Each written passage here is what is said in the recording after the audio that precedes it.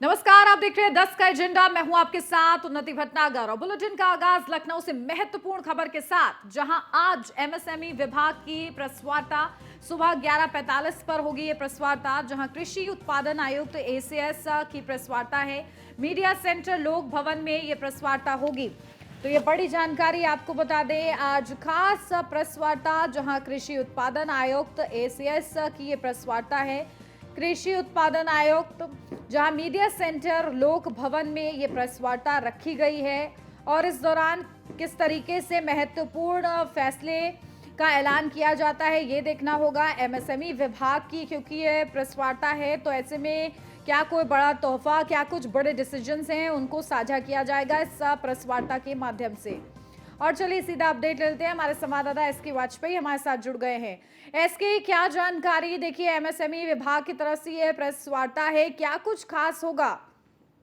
बिल्कुल, एमएसएमई विभाग के कृषि उत्पादन आयुक्त, साथ ही साथ जो एमएसएमई प्रमुख सचिव हैं, वो दोनों इस प्रेस वार्ता में संयुक्त रूप से प्रेस वार्ता करेंगे। उत्तर प्रदेश सरकार ने किस तरीके से कृषि एवं कृषि विपणन के क्षेत्र में काम किया है, कैसे उत्तर प्रदेश सरकार कृषि के लिए नई नई योजनाएं लेकर आ रही है, उनको लेकर आगे भविष्य में किस तरीके के बदलाव होने वाले हैं, कैसे चीजें बेहतर ढंग से आगे बढ़ाई जाएं, इन बहुत सारी चीजों को लेकर ये प्रेस वार्ता करने जा रहे हैं। और निश्चित तौर पर किस तरीके से उत्तर प्रदेश सरकार, क्योंकि उत्तर प्रदेश की जो मुख्य अर्थव्यवस्था है वो कृषि पर चलती है और कृषि से जुड़ी हुई विभिन्न जो चीजें हैं, जो नए प्रयोग हैं, उन बहुत सारी चीजों को लेकर ये जानकारी कृषि उत्पादन आयुक्त और साथ ही साथ अपर मुख्य सचिव एमएसएमई की तरफ से दी जाएगी। और कहीं ना कहीं ये कोशिश भी उत्तर प्रदेश सरकार की तरफ से होगी कि किस तरीके से चीजों को बेहतर ढंग से क्रियान्वित किया जाए, कैसे आगे बढ़ाया जाए, किसानों को जो नए प्रयोग हैं उनके लाभ देने के लिए क्या कदम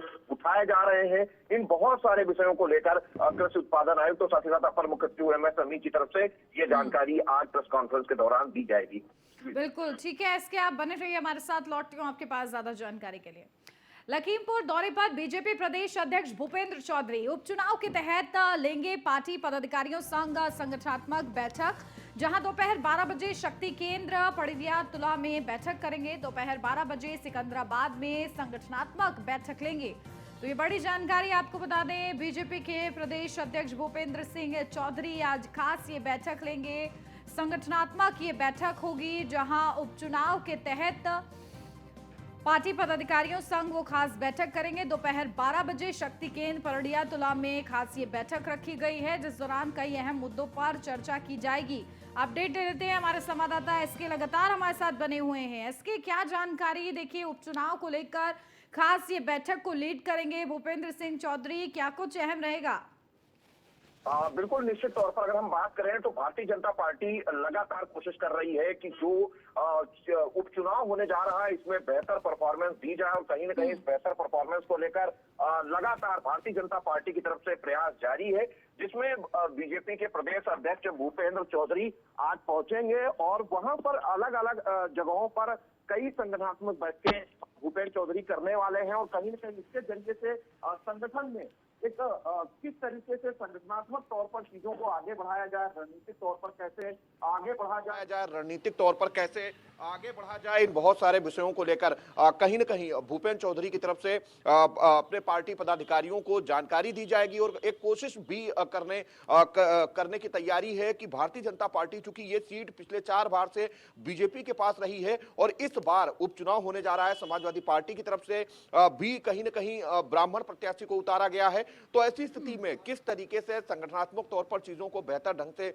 आगे बढ़ाया जाए, बूथ स्तर के कार्यकर्ताओं को कैसे निर्देश जारी किए जाएं, किस तरीके से ज्यादा मतदाताओं को घर से निकाला जाए, कैसे जो बीजेपी की रणनीतियां हैं उनको लोगों तक पहुंचाया जाए, उस तय रणनीति के तहत आगे बढ़ा जाए, इन बहुत सारे विषयों को लेकर बीजेपी प्रदेश अध्यक्ष भूपेंद्र चौधरी आज ये बैठक अपने संगठन के पदाधिकारियों के साथ करने वाले हैं। जी बिल्कुल, और देखिए, हर चुनाव के लिए बीजेपी का एक अलग ही मूल मंत्र रहता है। तो आज भी इस खास बैठक के दौरान भूपेंद्र सिंह चौधरी की तरफ से क्या कुछ मूल मंत्र दिया जाएगा, और देखिए, जैसे ही उनको प्रदेश अध्यक्ष नियुक्त किया गया, बड़ी जिम्मेदारियां उनके कंधे पर हैं। तो ऐसे में किस तरीके से उन जिम्मेदारियों का निर्वहन करते नजर आ रहे हैं, और कहीं ना कहीं उन्हें चाणक्य भी कहा जाता है, तो क्या रणनीति उनकी तरफ से आज साझा की जाएगी पदाधिकारियों के साथ? बिल्कुल, अगर हम देखें तो बीजेपी लगातार कोशिश कर रही है कि जिस तरीके से उत्तर प्रदेश और केंद्र सरकार की योजनाएं चल रही हैं उनका लाभ लोगों को दिलाया जाए और कैसे बीजेपी सरकार की योजनाओं का लाभ लोगों तक पहुंचा है, जो संकल्प पत्र में वायदे किए गए थे उनको किस तरीके से पूरा किया गया है।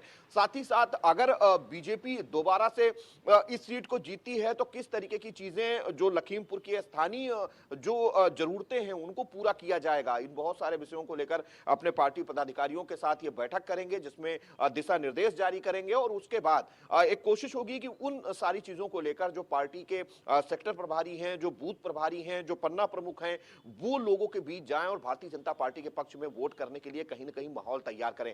हालांकि इस सीट पर मुख्यमंत्री योगी आदित्यनाथ भी प्रचार करेंगे, लेकिन उसके पहले भूपेंद्र चौधरी पहुंचकर संगठन के लोगों के साथ बैठक कर कहीं ना कहीं पार्टी की रणनीति के तहत चीजों को आगे बढ़ाने की कोशिश करेंगे।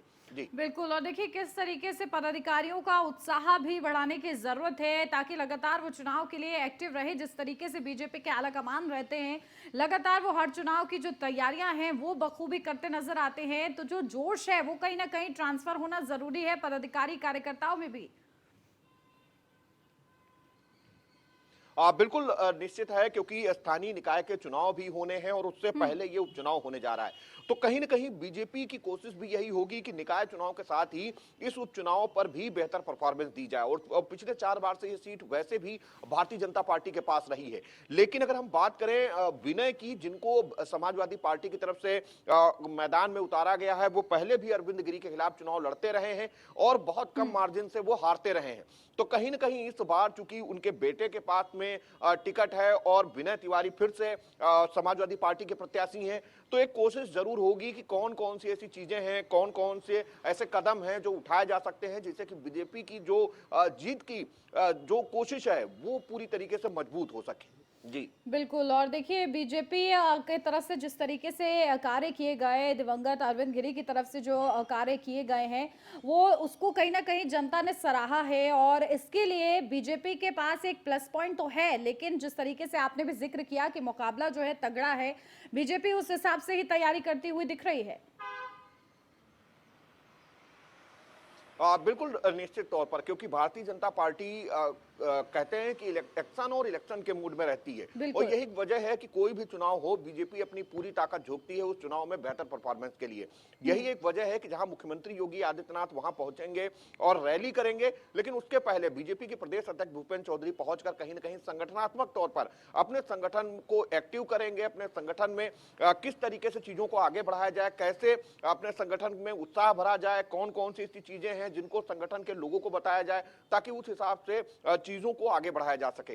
तो इन बहुत सारे विषयों को लेकर चर्चा होगी, खासतौर पर आगे आने वाले समय में जब मुख्यमंत्री योगी आदित्यनाथ वहां पर रैलियां करेंगे तो उन रैलियों से पहले संगठन के लोगों की क्या भूमिका होगी, कैसे उनको सफल बनाया जाए, कैसे ज्यादा से ज्यादा लोगों को भारतीय जनता पार्टी के साथ जोड़ा जाए, जिन चीजों को लेकर वहां पर लगातार सवाल उठ रहे हैं उनके जवाब किस तरीके से दिए जाए, इन बहुत सारे विषयों को लेकर कहीं ना कहीं ये बैठक भूपेंद्र चौधरी की अहम है। बिल्कुल ठीक है, बहुत शुक्रिया महत्वपूर्ण अपडेट के लिए एसके आपका। बढ़ते हैं आगे के एजेंडा में अगली महत्वपूर्ण खबर, जहां प्रदेश की गोला गोकर्णनाथ विधानसभा सीट पर उपचुनाव 3 नवंबर को होना है। बीजेपी ने उपचुनाव को लेकर अपनी ताकत झोंक दी है और उसके लिए 31 अक्टूबर को खुद सीएम योगी आदित्यनाथ गोला गोकर्णनाथ में उपचुनाव रैली को संबोधित करेंगे। सितंबर में भाजपा विधायक अरविंद गिरी के निधन के बाद यह सीट खाली हुई थी। मृतक विधायक के बेटे अमन गिरी अब भाजपा के उम्मीदवार हैं, जबकि समाजवादी पार्टी ने विनय तिवारी को मैदान में उतारा है। कांग्रेस और बसपा उपचुनाव नहीं लड़ रही है। भाजपा ने उपचुनाव में पार्टी के वरिष्ठ नेताओं द्वारा रैलियां की हैं, जिसमें भगवा पार्टी और सपा के बीच सीधा मुकाबला देखने को मिलेगा। सीएम योगी आदित्यनाथ के अलावा बीजेपी ने यहां कुछ हाई प्रोफाइल मंत्रियों को चुनाव प्रचार में लगाया है। यूपी के वित्त मंत्री सुरेश कुमार, बलदेव सिंह औलख और लगातार यहां पर चुनावी सभाएं कर वोट मांग रहे हैं। तो वहीं नवनियुक्त यूपी भाजपा प्रमुख भूपेंद्र सिंह चौधरी और राज्य महासचिव धर्मपाल सिंह सैनी के पदभार संभालने के बाद यह पहला चुनावी मुकाबला होगा। तो बीजेपी की तैयारियां पूरी हो चुकी हैं और इसके लिए देखिए बड़े स्टार प्रचारकों को मैदान में उतारा है, जहां तमाम मंत्री जो हैं वो मैदान में रहेंगे। तो इसी के साथ सीएम योगी आदित्यनाथ भी प्रचार प्रसार करते नजर आएंगे। 3 नवंबर को ये चुनाव होना है, उपचुनाव, जहां बीजेपी विधायक के निधन के बाद क्योंकि ये सीट खाली हुई थी, अब उनके बेटे को ये जिम्मेदारी सौंपी गई है अरविंद गिरी के बेटे को। अमन गिरी अब भाजपा के उम्मीदवार हैं। किस तरीके से वो रणनीति साधने में, तमाम समीकरण साधने में सफल होते हैं, ये देखना होगा। लेकिन फिलहाल बीजेपी जिस तरीके से चुनावी मूड में रहती है, वो मूड अभी भी नजर आ रहा है, जहां एक तरफ सीएम योगी आदित्यनाथ प्रचार प्रसार करने पहुंचेंगे, तो वहीं जो मंत्री हैं उनको भी बड़ी जिम्मेदारी दी गई है कि वो भी प्रचार प्रसार करें। और साथ ही साथ बीजेपी के प्रदेश अध्यक्ष भूपेंद्र सिंह चौधरी भी लगातार मैदान में डटे हुए हैं। आज भी देखिए इसी सिलसिले में वो पदाधिकारियों के साथ बैठक करने वाले हैं, बड़ा मूल मंत्र उनको सौंपने वाले हैं कि किस तरीके से जीत को हासिल किया जाए और इसके लिए क्या समीकरण, क्या रणनीति रहेगी, क्योंकि बीजेपी की एक ही रणनीति है, सबका साथ सबका विकास। और ये जो संकल्प है उसको किस तरीके से मेंटेन किया जाए इस उपचुनाव के दौरान भी, ये देखना होगा। और इसी के लिए भूपेंद्र सिंह चौधरी बड़े नियम और बड़े मूलमंत्र आज सौंपते नजर आएंगे सभी पदाधिकारियों को।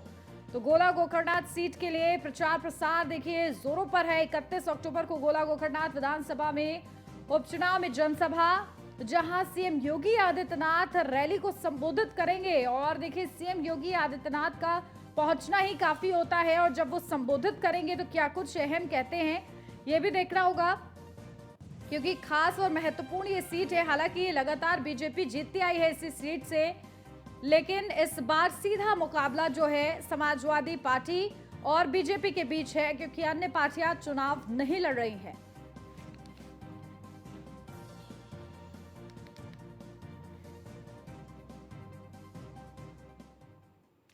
रुक करते हैं अगली महत्वपूर्ण अपडेट का, जहां 31 अक्टूबर को शाम 4:30 बजे सीएम योगी आदित्यनाथ का नोएडा दौरा होगा। 31 अक्टूबर को सीएम योगी डाटा सेंटर का उद्घाटन करेंगे। गंगा जल परियोजना का भी सीएम योगी उद्घाटन करेंगे। ग्रेटर नोएडा के नॉलेज पार्क 5 में बना है यह अत्याधुनिक डाटा सेंटर, जहां हीरा नंदानी ग्रुप की ओर से बनाया गया है अत्याधुनिक डाटा सेंटर। 3 लाख वर्ग फीट में 5000 करोड़ की लागत से यह डाटा सेंटर बना है। 1 नवंबर को इंडिया वाटर वीक के कार्यक्रम में भी शामिल होंगे सीएम। राष्ट्रपति द्रौपदी मुर्मू करेंगी इंडिया वाटर वीक का उद्घाटन। सीएम योगी आदित्यनाथ राष्ट्रपति के आगमन पर उनका स्वागत करेंगे, और इसके लिए खास दौरा होगा सीएम योगी आदित्यनाथ का, जब वो नोएडा आएंगे और इस दौरान बड़े कार्यक्रम में शिरकत करेंगे, जिसकी मुख्य अतिथि होंगी महामहिम राष्ट्रपति द्रौपदी मुर्मू। तो 31 अक्टूबर को CM Yogi Adityanath data centre का उद्घाटन करेंगे। गंगा जल परियोजना का भी सीएम योगी आदित्यनाथ उद्घाटन करेंगे। और इसी के साथ ग्रेटर नोएडा के नॉलेज पार्क 5 में बना है ये अत्याधुनिक डाटा सेंटर, जहां हीरा नंदानी ग्रुप की ओर से अत्याधुनिक ये डाटा सेंटर को बनाया गया है, जिसका उद्घाटन महामहिम को करना है। और उनके स्वागत के लिए सीएम योगी आदित्यनाथ का ये खास दौरा है। 1 नवंबर को इंडिया वाटर वीक के कार्यक्रम में शामिल होंगे सीएम योगी आदित्यनाथ, और इसका उद्घाटन राष्ट्रपति द्रौपदी मुर्मू करती नजर आएंगी। और उनके स्वागत के लिए सीएम योगी आदित्यनाथ उनके दौरे से पहले ही मौजूद रहेंगे। तो ये बड़ी अपडेट आपको बता रहे हैं। तो 31 अक्टूबर को सीएम योगी आदित्यनाथ का ये खास दौरा, जहां डाटा सेंटर का उद्घाटन, गंगा जल परियोजना का भी सीएम योगी आदित्यनाथ उद्घाटन करेंगे। और इसी के साथ ग्रेटर नोएडा के नॉलेज पार्क 5 में ये अत्याधुनिक डाटा सेंटर बनाया गया है, जो कि हीरा नंदानी ग्रुप की ओर से बनाया गया है। अत्याधुनिक ये डाटा सेंटर है। 3 लाख वर्ग फीट में 5000 करोड़ की लागत से इसे बनाया गया है। 1 नवंबर को इंडिया वाटर वीक के कार्यक्रम में शामिल होंगे खुद सीएम योगी आदित्यनाथ। तो वहीं राष्ट्रपति Droupadi Murmu India water week का उद्घाटन करेंगी। और अपडेट लेते हैं, हमारे संवाददाता प्रिया राणा हमारे साथ जुड़ गई हैं। प्रिया, क्या कुछ जानकारी, देखिए किस तरीके से एक तरफ सीएम योगी आदित्यनाथ का दौरा है, तो वहीं राष्ट्रपति द्रौपदी मुर्मू को उद्घाटन करना है, क्या कुछ पूरी डिटेल है इसके चलते? जी बिल्कुल, इसको लेकर 31 अक्टूबर को जब सीएम योगी यहाँ पर पहुंचेंगे तो उसको लेकर जो यहाँ पर अधिकारी हैं, पुलिस प्रशासन है, वो अलर्ट मोड पर है। और देखिए वहां पर जाकर जायजा भी लिया जा रहा है। वहीं आपको बताना चाहेंगे कि 1 नवंबर को राष्ट्रपति द्रौपदी मुर्मू जब पहली बार यहाँ पर पहुंचेंगी तो उसको लेकर भी तैयारियां जोरों पर है। और जब यहाँ पर सीएम योगी पहुंचेंगे तो स्वागत करते हुए भी नजर आएंगे। साथ ही देखिए इंडिया वाटर वीक के कार्यक्रम में भी सीएम योगी आदित्यनाथ शामिल होंगे। वहीं राष्ट्रपति द्रौपदी मुर्मू करेंगी इंडिया वाटर वीक का उद्घाटन, जिसको लेकर देखिए पहले से ही तैयारियां चल रही है। हालांकि पहले जब खबर मिली थी तो यही थी कि राष्ट्रपति द्रौपदी मुर्मू यहाँ पर पहुंच रही है, लेकिन फिर अब ये खबर आ रही है अक्टूबर को शाम 4:30 बजे सीएम योगी आदित्यनाथ नोएडा पहुंच जाएंगे। समीक्षा बैठक को अधिकारियों के साथ भी करते हुए नजर आएंगे और साथ ही उसमें वो द्रौपदी मुर्मू का स्वागत करते हुए नजर आएंगे। तो देखिए यहाँ पर जो अधिकारी हैं लगातार वहां पर निरीक्षण कर रहे हैं, मौके पर जाकर सब चीजों की जांच पड़ताल की जा रही है और देखिए भव्य स्वागत भी अधिकारियों के द्वारा सीएम योगी आदित्यनाथ का किया जाएगा। और वहीं 31 अक्टूबर को सीएम योगी का जो नोएडा दौरा होगा, ये लगातार देखिए दौरा जो है सीएम योगी करते हुए जिलों में नजर आ रहे हैं। इससे पहले 1 मार्च में सीएम योगी ने दौरा किया था जब दूध उत्पादन को लेकर बात आई थी और अब दोबारा से एक बार जल्दी से दौरा मिल रहा है। तो देखिए नोएडा वासियों में कहीं ना कहीं खुशी की लहर भी होती है और सबसे बड़ी बात यह है कि देखिए जब द्रौपदी मुर्मू वहां पर पहुंचेंगी तो उसको लेकर भी लोग काफी एक्साइटेड नजर आ रहे हैं और अधिकारी भी यहाँ पर जो है बेहद इंतजार कर रहे हैं। जगह जगह निगरानी की जा रही है। जो एक्सपो मार्ट के पास पहुंचने की बात है तो वहां का भी जायजा लिया जा रहा है। साथ ही नॉलेज पार्क 5 के जो वो वाटर पार्क है उसका भी वो उद्घाटन करते हुए नजर आएंगे, जिसको लेकर अधिकारी पहले से ही यहाँ पर जो तैयारियों में जुट गए हैं। जी बिल्कुल ठीक है, लगातार प्रिया आप इस खबर को भी कवर करती रहेगा। बहुत शुक्रिया आपका खास अपडेट के लिए। और अब बढ़ते आगे मेरठ से अगली महत्वपूर्ण खबर, जहां रविवार को मेरठ जाएंगे मंत्री स्वतंत्र देव सिंह। मंत्री दिनेश खटीक के घर जाएंगे स्वतंत्र देव सिंह। दिनेश खटीक की मां का हाल ही में निधन हुआ है और इसके लिए वो परिजनों के प्रति अपनी शोक संवेदना व्यक्त करेंगे। खटीक के घर शोक सभा में शामिल होंगे स्वतंत्र देव सिंह। प्रदेश के जल शक्ति मंत्री हैं स्वतंत्र देव सिंह और देखिए उनका ये दौरा होगा जहां वो दिनेश खटीक के घर भी जाएंगे, जहां हाल ही में दिनेश खटीक की मां का निधन हुआ और ऐसे में शोक सभा में वो शामिल होंगे।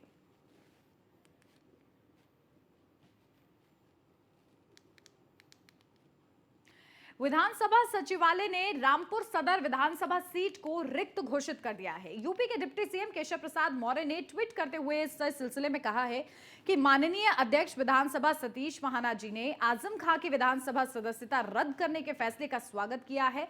रिक्त विधानसभा के उपचुनाव जब भी होंगे भाजपा का कमल खिलेगा।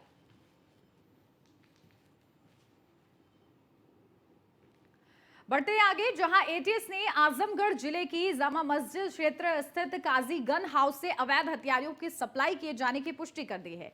इसके साथ ही बिलरियागंज से बरामद किए गए अवैध हथियारों के जखीरे के तार भी इस गन हाउस से जुड़ गए हैं। एटीएस की कार्रवाई के बाद से ही गन हाउस संचालक फरार हैं।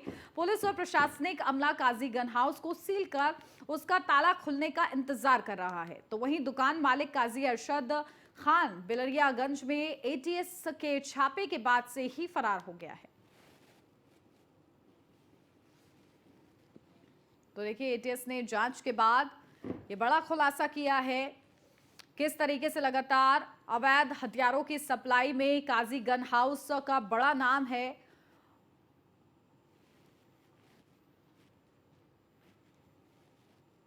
प्रदेश एटीएस व आजमगढ़ पुलिस द्वारा संयुक्त ऑपरेशन में अवैध असलहों के अंतर्राज्यीय तस्करों को भारी मात्रा में निर्मित अर्धनिर्मित अवैध असलहों, कारतूस, खोखा कारतूस, अर्धनिर्मित पेनगन व शस्त्र बनाने के विभिन्न सामान के साथ गिरफ्तार किया गया है।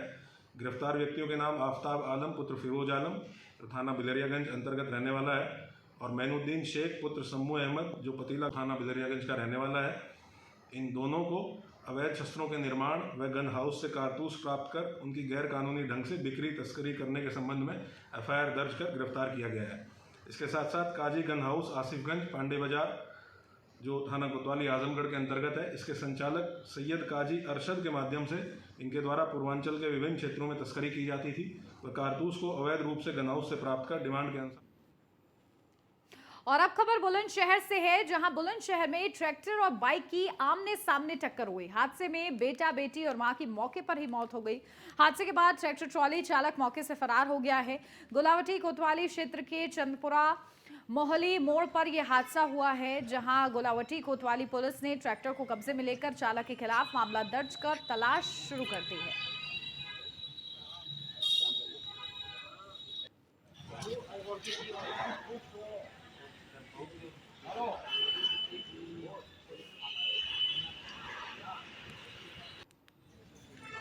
तो देखिए इस हादसे में बेटा बेटी की मौत हो गई है। ट्रैक्टर और बाइक की आमने सामने से टक्कर हुई जिसकी वजह से बड़ा हादसा हुआ और देखिए बेटा बेटी और मां की मौके पर ही दर्दनाक मौत हो गई है। दुखद ये हादसा है, ट्रैक्टर और बाइक की आमने सामने से ये टक्कर हुई जिसकी वजह से ये बड़ा हादसा हुआ है। और इस हादसे को लेकर लगातार अभी फिलहाल जांच जारी है। लगातार कहीं ये हादसा कोई साजिश तो नहीं थी, इस एंगल से भी लगातार जांच की जा रही है।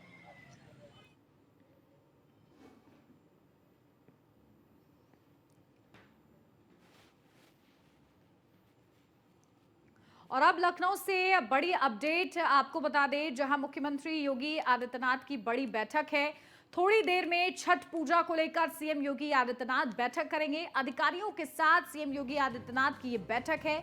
छठ पूजा के दौरान की गई व्यवस्थाओं की जानकारी लेंगे सीएम योगी आदित्यनाथ। तो देखिए बड़े स्तर पर छठ पूजा मनाई जाती है और इसके लिए कोई भी अनियमितता सामने ना आए, कोई भी अव्यवस्था सामने ना आए, उसको लेकर जो व्यवस्थाएं की जा रही हैं उसकी जानकारी के लिए ये बैठक है, जिस दौरान सीएम योगी आदित्यनाथ संबंधित अधिकारियों से जानकारी हासिल करेंगे कि आखिर क्या कुछ व्यवस्था की गई है। तो देखिए अधिकारियों के साथ सीएम योगी आदित्यनाथ की ये खास बैठक, जहां छठ पूजा के दौरान की गई व्यवस्थाओं की जानकारी इस दौरान सीएम योगी आदित्यनाथ लेंगे कि आखिर क्या कुछ व्यवस्थाएं जो हैं की गई हैं छठ पूजा के संबंध में, किसी भी तरीके से परेशानी ना हो छठ पूजा मनाने के दौरान। और इसी को लेकर आज अब से बस कुछ ही देर में अधिकारियों के साथ ये बड़ी बैठक सीएम योगी आदित्यनाथ करेंगे, अधिकारियों से जानकारी लेंगे। तो वहीं अधिकारियों को बड़े सुझाव भी देते सीएम योगी आदित्यनाथ नजर आएंगे छठ पूजा के समक्ष कि किसी भी तरीके की अनियमितता, लापरवाही ना हो।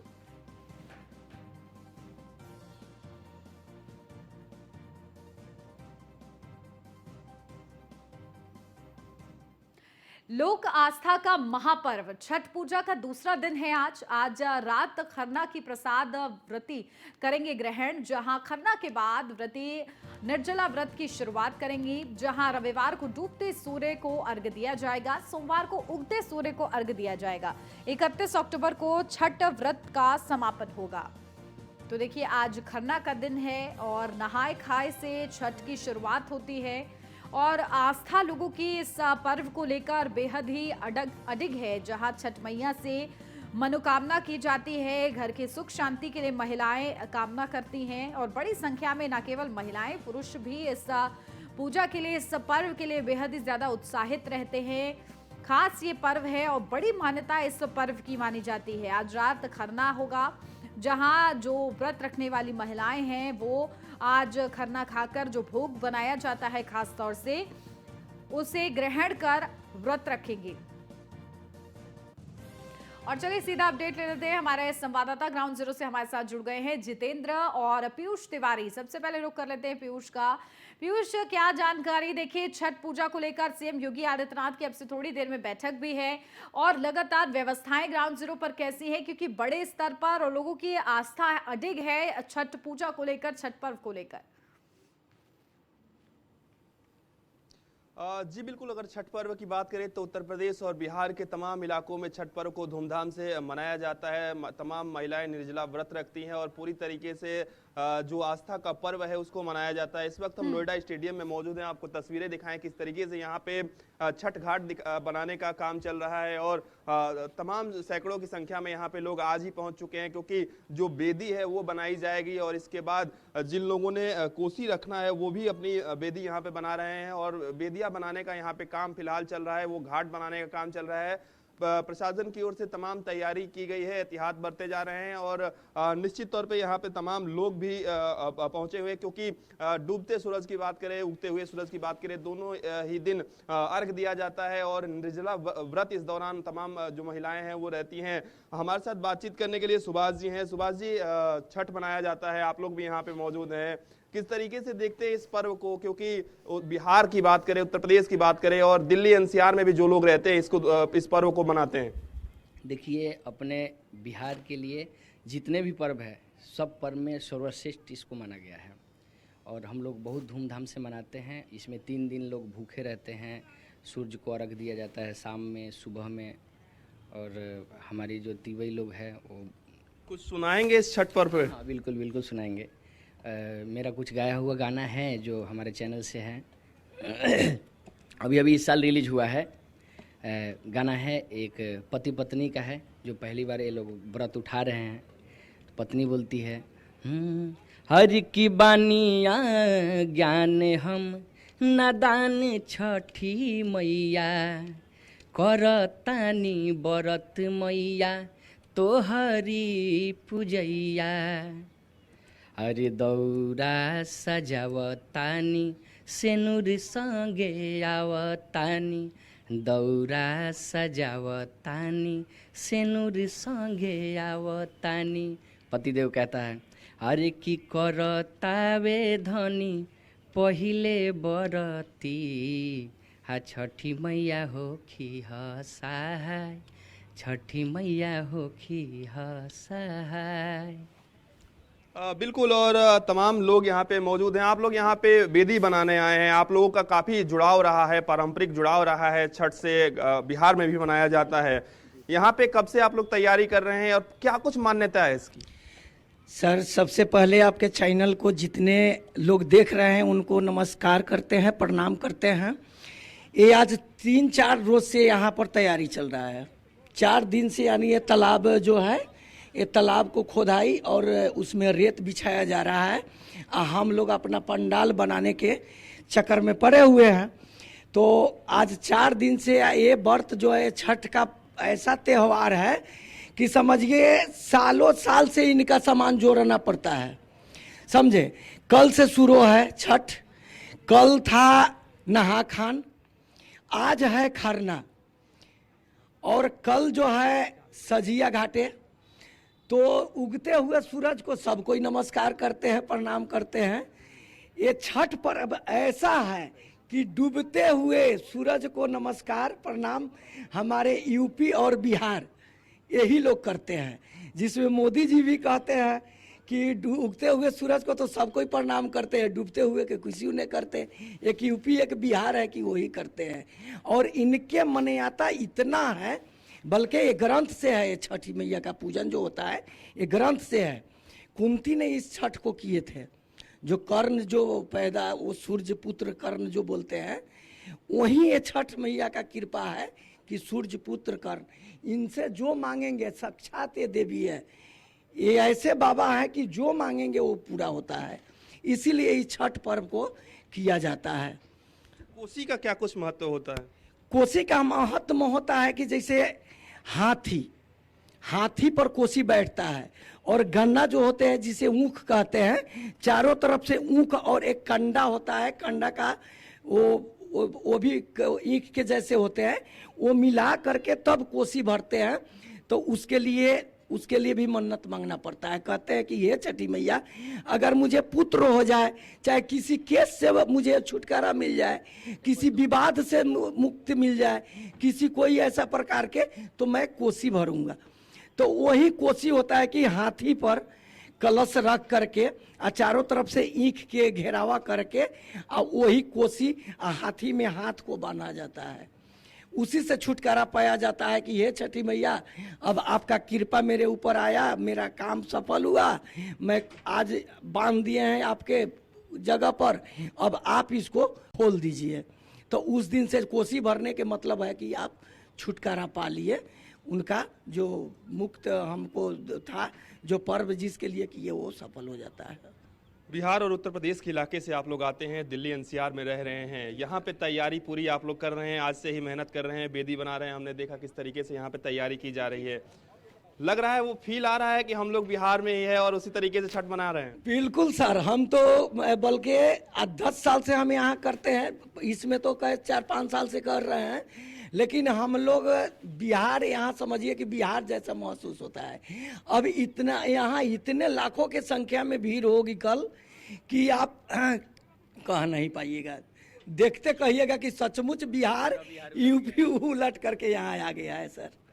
जी बिल्कुल, चेहरे पे खुशी है और हो भी क्यों ना, साल भर बाद ये पर्व आता है और निश्चित तौर पे धूमधाम से मनाया जाता है। और जो आस्था है वो कहीं ना कहीं उत्तर प्रदेश और बिहार की लोगों की छठ पर्व में काफ़ी रहता है। आपने देखा किस तरीके से हजारों लाखों की संख्या में स्टेशनों पर भीड़ हो रही है और अलग अलग ट्रेन भी, कई स्पेशल ट्रेन छठ पूजा के लिए चलाई जाती है। तो इस बात से अंदाजा लगाइए कि उत्तर प्रदेश और बिहार के लिए छठ पर्व का कितना महत्व होता है। कल से नहाए खाए शुरू हुआ है, आज खरना है और बिल्कुल। कल की अगर हम बात करें तो कल डूबते सूर्य का अर्घ दिया जाएगा, परसों उगते सूर्य का अर्घ दिया जाएगा। तो निश्चित तौर पे ये पर्व अपने आप में तमाम मान्यताओं को समेटे हुए है। और यहाँ पे तस्वीरें देखिए किस तरीके से तमाम लोग यहाँ पे छठ पर्व मनाने के लिए अपनी देखिए, तैयारी जो है वहां पर जोर शोर से चल रही हैं और लोगों के चेहरे पर भी जो उत्साह है पीयूष, मैं देख पा रही हूँ, हमारे दर्शक देख पा रहे हैं कि किस तरीके से तैयारियां वहां पर चल रही हैं और कल का इंतजार किया जा रहा है। आप बने रहिए पीयूष हमारे साथ। जितेंद्र भी हमारे संवाददाता बने हुए हैं। जितेंद्र, क्या जानकारी वहां पर, किस तरीके से आप तैयारियां देख रहे हैं जहां आप मौजूद हैं और किस तरीके से लोगों का उत्साह है? सुबह पहुंचे तो सुबह से ही नगर निगम और प्रशासन की टीम यहाँ पर मौजूद थी और लगातार यहाँ पर जो सफाई का काम है वो चल रहा। यहाँ पर मौजूद थी और लगातार यहाँ पर जो सफाई का काम है वो चल रहा था। तस्वीरों में भी आप देख सकते हैं अभी भी हिंडन नदी में कर्मचारी मौजूद है और लगातार सफाई का काम यहाँ पर जोरों शोरों से चालू है। और तस्वीरों में आप देख सकते हैं किस तरह का, जो कल की अगर हम बात करें, कल हमने जो पानी दिखाया था हिंडन नदी में पूरी तरह से काला पानी हो चुका था, लेकिन अब धीरे धीरे पानी की स्थिति भी सुधर रही है क्योंकि गंगनहर से पानी छोड़ा गया है और वही पानी अब धीरे धीरे यहाँ तक पहुँचने लगा। और कहीं ना कहीं जो लोग यहाँ पर छठ मनाने वाले हैं, हजारों लाखों लोग यहाँ पर आने वाले हैं, उनमें कहीं ना कहीं एक उम्मीद की किरण है कि इस बार जो है यहाँ पर जो पानी है उनको वो साफ मिलने वाला है। क्योंकि हिंडन नदी की अगर बात करें तो कागजों में इसको मृत भी घोषित किया गया है। तमाम ऐसी चीज़ें हैं जो इस त्यौहार को बिगाड़ सकती थी, लेकिन पूरी कोशिश की गई है ताकि पूरी तरह से छठ मैया का त्यौहार जो है अच्छी तरह से बना जाए और वही कारगर साबित अब यहाँ पर होती दिखाई दे रही है। हालांकि देखिए सामने नदी में जो कूड़ा कचरा जो जमा हो जाता है उसको कल से ही लगातार लोग यहाँ पर लगा रहे हैं और अभी तक यहाँ पर इसी तरह से लगे हुए हैं। यहाँ कुछ लोग मौजूद हैं, इनसे कोशिश करते हैं एक बार बात करने की और जानते हैं कि ये लोग भी यहाँ पर पहुँचे हैं और कोशिश कर रहे हैं कि सारी चीज़ें जो अच्छे से तैयारी हो जाए। जी आप बताइए, क्या नाम है आपका? ओम प्रकाश। छठ मनाने के लिए आए हैं? हाँ, छठ मनाने के लिए आए हैं। अच्छा, स्थान वगैरह ले लिया है, मंदिर अच्छे से बना स्थान लिया है? स्थान ले लिया है, बहुत अच्छे से बना लिए हैं। अच्छा, कैसा खुशी का महसूस होती है? खुशी का महसूस है। हम लोग खुद मनाते हैं, हम लोग अर्थले में रहते हैं, ठीक है। हम कई सालों से हम लोग मनाते हैं यहाँ छठ पूजा। बिहार जाने की जरूरत नहीं पड़ती? नहीं, गाँव जाने की यहाँ सबसे अच्छा लगता है हम लोग का। क्या क्या बढ़िया यहाँ सुविधाएं हो जाती है? सब सुविधाएं अच्छी लगती है यहाँ पे, सब सुविधाएं। तो देखिए बिल्कुल आज इस तरह से इनका कहना है कि सारी सुविधाएं जो हैं यहाँ पर बढ़िया हो जाती हैं और लोग जो है यहाँ पर काफ़ी बड़ी संख्या में पहुँचने वाले हैं। क्योंकि अगर गाजियाबाद शहर की बात करें तो हिंडन घाट जो है सबसे बड़ा घाट है और यहीं पर छठ मनाया जाता है। इसके बाद तमाम ऐसी जगह हैं। बिल्कुल जितेंद्र, देखिए लगातार हमारे संवाददाता वहां पर दिखा रहे हैं कि किस तरीके से तैयारियां चल रही हैं। हिंडन नदी को लगातार साफ किया जा रहा है, 2 दिन से ही लगातार ये कार्य चल रहा है। पीयूष का रुख कर लेते हैं। पीयूष, देखिए आप जिस तरीके से तस्वीरें दिखा रहे थे, वाकई जो घर बैठे हमारे दर्शक हैं वो भी, उनको भी हर्षोल्लास महसूस हो रहा होगा। जो तस्वीरें वहां से सामने आ रही हैं कि लोगों का उत्साह खुद में काफी चीजें बयां कर रहा है। तो लोक आस्था का ये महापर्व है और आज क्योंकि खरना है, उसको लेकर महिलाओं की तरफ से क्या तैयारी है? देखिए पुरुष तो वहां पर उत्साहित नजर आए हैं, महिलाओं से आपको क्या प्रतिक्रिया मिली है आज?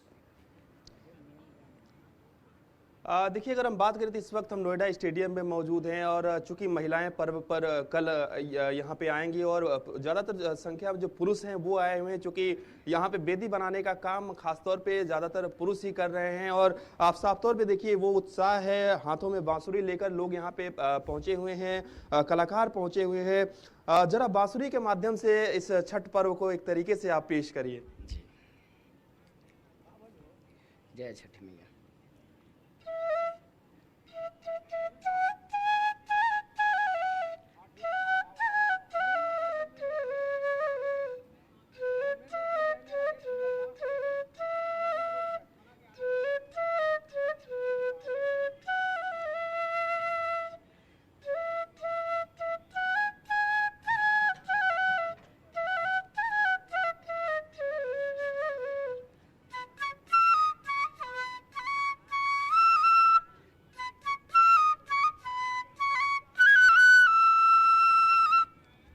वही धुन है जो अक्सर हम लोग छठ पर्व में इस गाने को सुनते रहते हैं, खासतौर पे शारदा सिन्हा के रूप में उन्होंने भी इस गाने को गाया।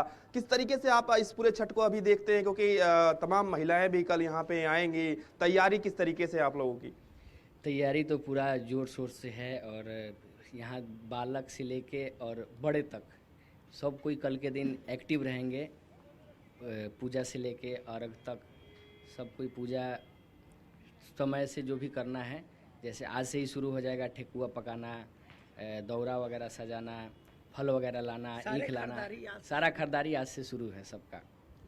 जी बिल्कुल, आपको तस्वीरों में दिखाएंगे किस तरीके से यहाँ पे टेंट लगाने के लिए तमाम जो लोग हैं यहाँ पे पहुँच रहे हैं। वेदियाँ नीचे आप देखिए किस तरीके से यहाँ पे वेदी बनाने का काम चल रहा है। जिन लोगों को कोसी रखना है, जिनकी आस्था है, जिन्होंने मन्नत मांगी है वो पूरा हो गया है, तो वो कोसी के लिए भी यहाँ पे वेदी बनाई जाएगी और उसको लाया जाएगा। और तमाम देखिए किस तरीके से यहाँ पे, चूंकि ये नोएडा है और यूपी बिहार के जितने भी खासतौर पे लोग हैं पूर्वांचल साइड के, बिहार साइड के, वो सभी लोग छठ धूमधाम से मनाते हैं। और छठ का एक महत्व है कि घाट जरूरी होता है और ये वो घाट बनाने की जो प्रक्रिया है यहाँ पे चल रही है। और यहाँ पे पानी भरा जाएगा और डूबते सूर्य को, उगते हुए सूर्य को अर्घ दिया जाएगा और एक खासा उत्साह लोगों में देखने को मिल रहा है। और प्रशासन ने भी अपनी जो व्यवस्था है वो की हुई है। और देखिए किस तरीके से यहाँ पे तमाम लोगों के पहुंचने का जो सिलसिला है वो कहीं ना कहीं जारी है। पूरी तरीके से देखिए अलग अलग टेंट्स लगाए गए हैं,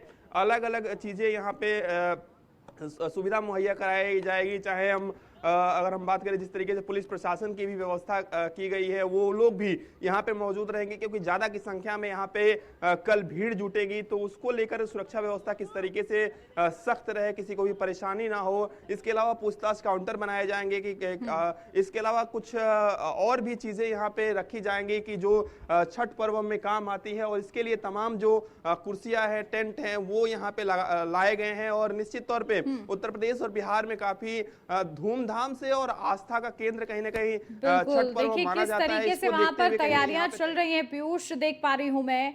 और देखिए अभी आपने हाल ही में जिस तरीके से बांसुरी की जो मधुर ध्वनि है वो सुनवाई है, दर्शक घर बैठे बेहद ही ज्यादा उत्साहित हो रहे हैं।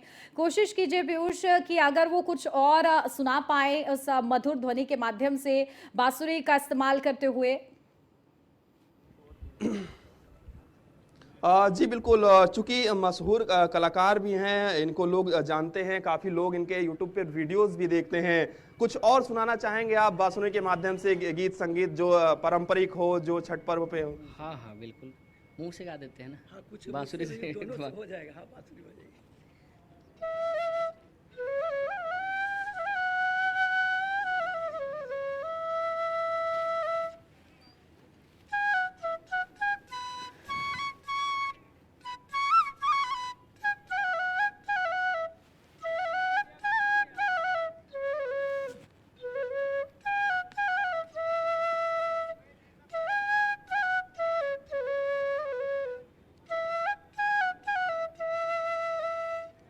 और संगीत सुनाना चाहेंगे जो छठ से रिलेटेड हो? छठ पर बहुत सारे संगीत है और हमारे द्वारा गाए हुए हैं।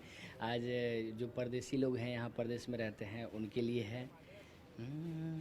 अरे कि हवे आज छठ सबे घटिया पर जाई, कि हवे आज छठ सबे घटिया पर जाई, हमारा के याद कके रोअत होई माई, हमारा के याद कके रोअत होई माई। मतलब आप उस प्रेम को दिखाने का प्रयास कर रहे हैं कि एक बेटा किस तरीके से माँ से दूर रहता है और कहीं ना कहीं छठ पर्व मनाना पड़ता है इसको दूर। और क्या कुछ कहना चाहेंगे गीत संगीत के माध्यम से, या ऐसे भी कि छठ पर्व को किस तरीके से आप लोग मना रहे हैं यहाँ पे? क्या कुछ घर पे आपकी तैयारियाँ हैं? अभी तो हम लोग पूरा तैयारी में ही लगे हुए हैं। अभी भी हम लोग देख रहे हैं कि आप सामने देख रहे हैं कि घाट हम लोग तैयार कर रहे थे तो आप आए, और पूरी तैयारी में हम लोग जोर शोर से हैं। और संगीत के माध्यम से भी हम लोगों ने इसको बढ़ाया है। और ये हमारा पारंपरिक चीज़ है, और जिस तरह हमारे पूर्वज करते आए हैं इसको, अब हम युवा मिल के चाहेंगे कि इसको आगे बढ़ाएं। ये नहीं कि इसको लोग भूले, इसको ज़्यादा से ज़्यादा संख्या में लोग करें। अब हो सकता है कि कल होके यूपी बिहार नहीं पूरा देश करे इस पर्व को। एक बार और फिर से छठ का वो जो आपने प्रस्तुत किया था पहली बार, एक बार फिर से बांसुरी के माध्यम से वो धुन प्रस्तुत कर दी। ठीक।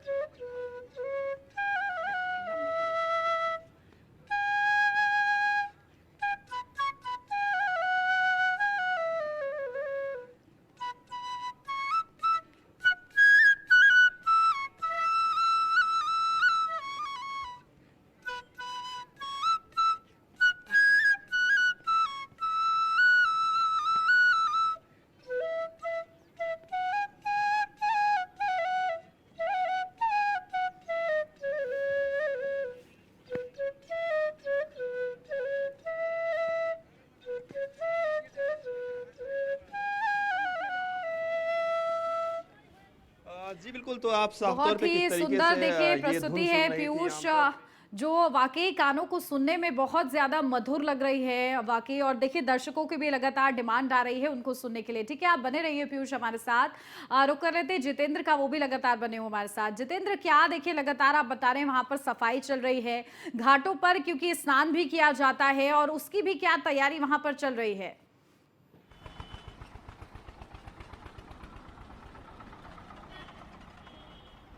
जी बिल्कुल, देखिए घाटों के अगर स्नान की बात करें तो यहाँ पर अलग से जो है टेंट लगाए गए हैं, अलग से शौचालय बनाए गए हैं कि ताकि स्नान करने के बाद जो भी महिला है वो अपने कपड़े जो है आराम से बदल सके, किसी भी तरह की अराजकता यहाँ देखने को ना मिले। और साथ ही जो बिहार के लोग हैं या फिर जो यहाँ पर रह रहे हैं और कल यहाँ पर आने वाले हैं, वो लगातार यहाँ पर पहुँच रहे हैं और देख रहे हैं कि प्रशासन की किस तरह की तैयारियाँ हैं। ऐसे ही कुछ लोग हमारे साथ जुड़े हैं, इनसे बात कर लेते हैं। क्या नाम है आपका? हमारा नाम विश्वनाथ दुबे है। कहाँ से आए हैं आप? बिहार से। नहीं, यहाँ कहाँ रहते हैं? यहाँ नगर।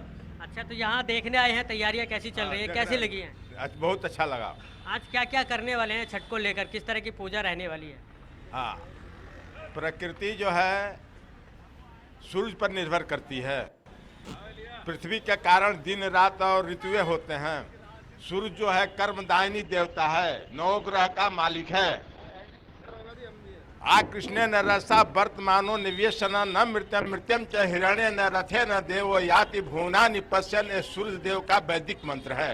अर्घ के लिए है ओम एहि सूर्य सांसो तेजो राशि जगत पते अनुकंपयम माम भक्ता गणार्घ्यम दिवाकर।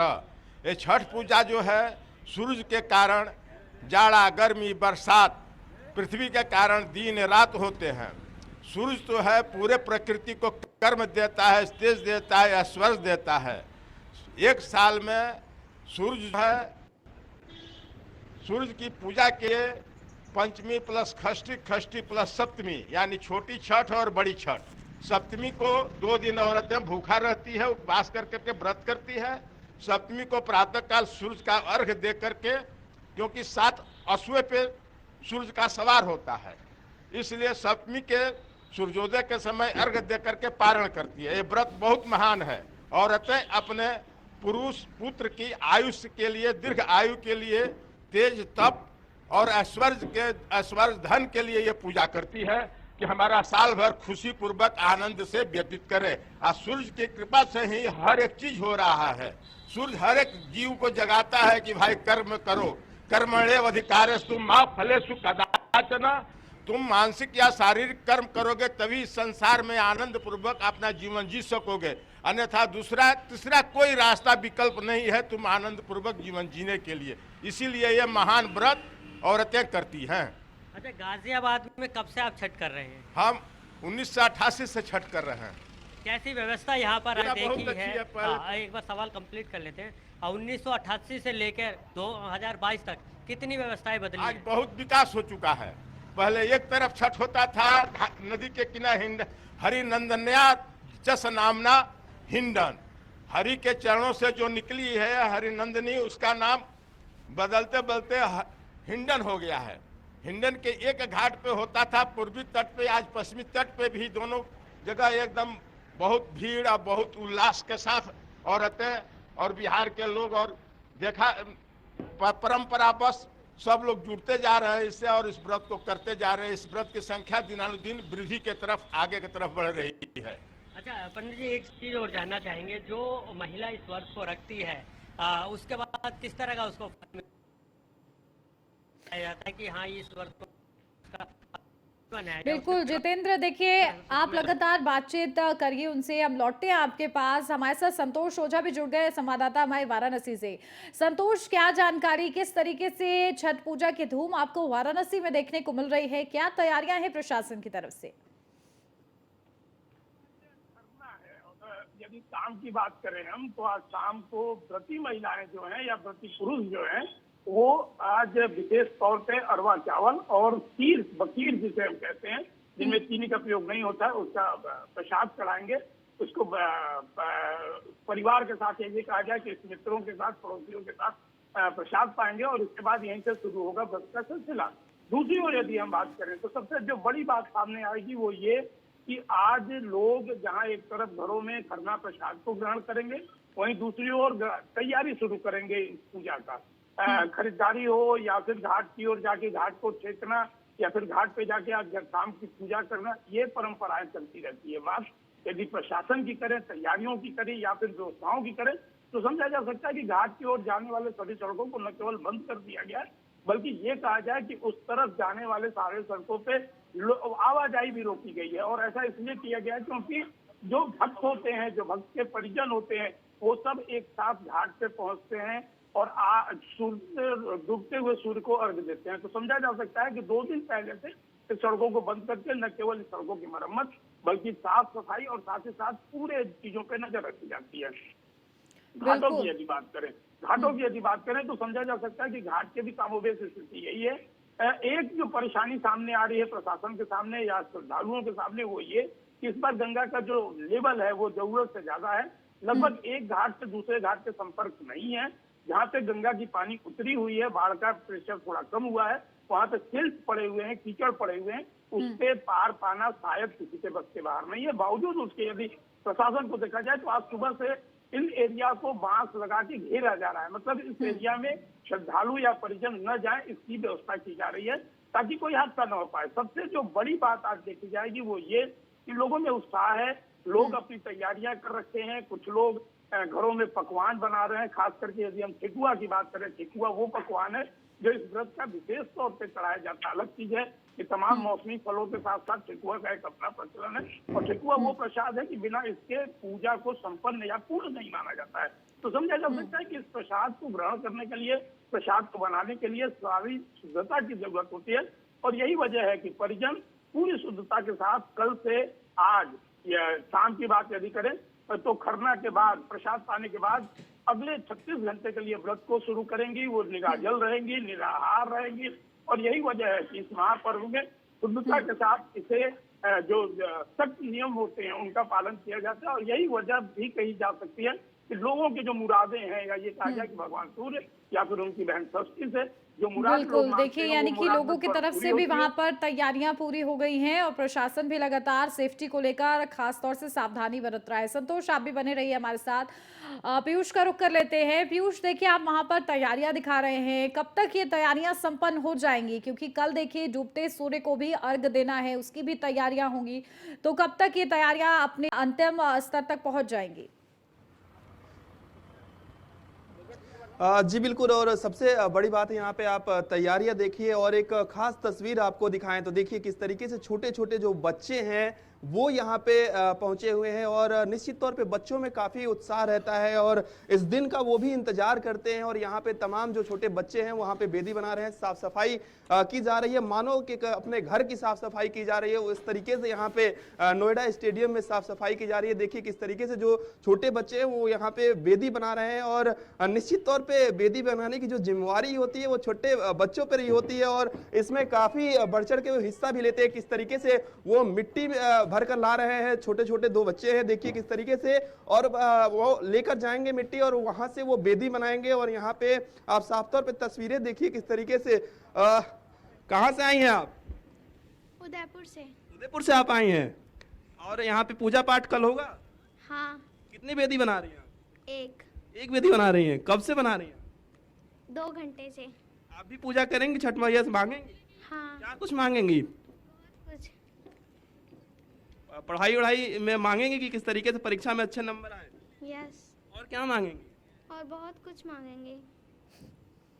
ठीक है, बिल्कुल। तो आप साफ तौर पे देखिए किस तरीके से छोटी छोटी जो बच्चियां हैं वो यहाँ पे वेदी बना रही हैं। उदयपुर से, आप सोचिए उदयपुर से तक से लोग यहाँ पे पहुंचे हुए हैं, छठ मनाए हैं हमारे साथ। तो वो लोग भी मौजूद हैं जो यहाँ पे काम देख रहे हैं, किस तरीके से यहाँ पे अव्यवस्था ना फैले।